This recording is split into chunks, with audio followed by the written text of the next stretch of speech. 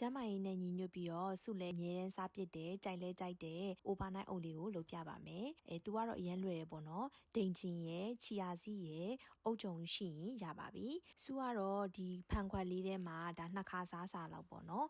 ထဲမှာဒိန်ကြီးတစ်ခွက်ထည့်တယ်ပြီးသွားလို့ရှိရင်ချီယာစီလေးကိုဖြူပြီးတော့ထည့်တယ်ပြီးအပေါ်ကနေထပ်ပြီးတော့ဒိန်ကြီးနောက်တစ်လွှာထပ်ထည့်တယ်အရင်အချို့မကြိုက်တဲ့လူဆိုလို့ရှိရင်လေအခုထည့်တဲ့ဒီပြားရည်မထည့်လဲရတယ်ပေါ့နော်စုကတော့ပြားရည်လေးကြိုက်တဲ့အတွက်ကြောင့်ပြားရည်လေးနည်းနည်းထည့်တယ်ဂျပန်မှာတော့ဒီပြားရည်ကတကယ်စစ်လားမစစ်လားတော့တေချာတော့မသိဘူးပေါ့နော်နည်းနည်းလေးပဲထည့်တယ်အဲ့လိုမျိုးနဲ့ဒိန်ကြီးတစ်ထပ်အုတ်ကြုံတစ်ထပ်ပြီးသွားရင်ဟန်နီလေးပေါ့နော်ပြားရည်လေးထည့်တယ်ပြီးရင်ဒိန်ကြီးနောက်တစ်လွှာချီယာစီတစ်လွှာပြားရည်တစ်လွှာနဲ့အဲ့လိုမျိုးဘူးပြည့်ကန်ကြီးအထိထည့်လိုက်တယ်ပေါ့နော်ဒီဟာဆိုရင်စုကနှစ်ခါစားလောက်စားလို့ရတယ်ပေါ့နော်ပုံမှန်အားဖြင့်စတော်ဘယ်ရီပေါ်တဲ့ရာသီဆိုရင်စတော်ဘယ်ရီနဲ့တွဲစားတာတို့ပြီးရင်ပန်းသီးနဲ့တွဲစားတာတို့တစ်ခါတလေကြာရင်လေမော်သီးနဲ့လည်းတွဲစားရပေါ့နော်ဒီဟာကလေဝိတ်ချနေတဲ့သူပိန်ချင်လူတွေဆိုရင်ဓာတ်ရက်အနေနဲ့စားကြရပေါ့နော်စုကတော့ရုံးမှာဆိုလို့ရှိရင်အရန်အချိုတွေစားများတော့ဒီဟာကိုအချိုစားတို့အနေနဲ့စားတာပါဘိုက်လက်ပြေးရတာလည်းရှိကျမ်းမာရေးနဲ့ညွတ်တဲ့အတွက်ကြောင့်အရန်ကြိုက်ပါတယ်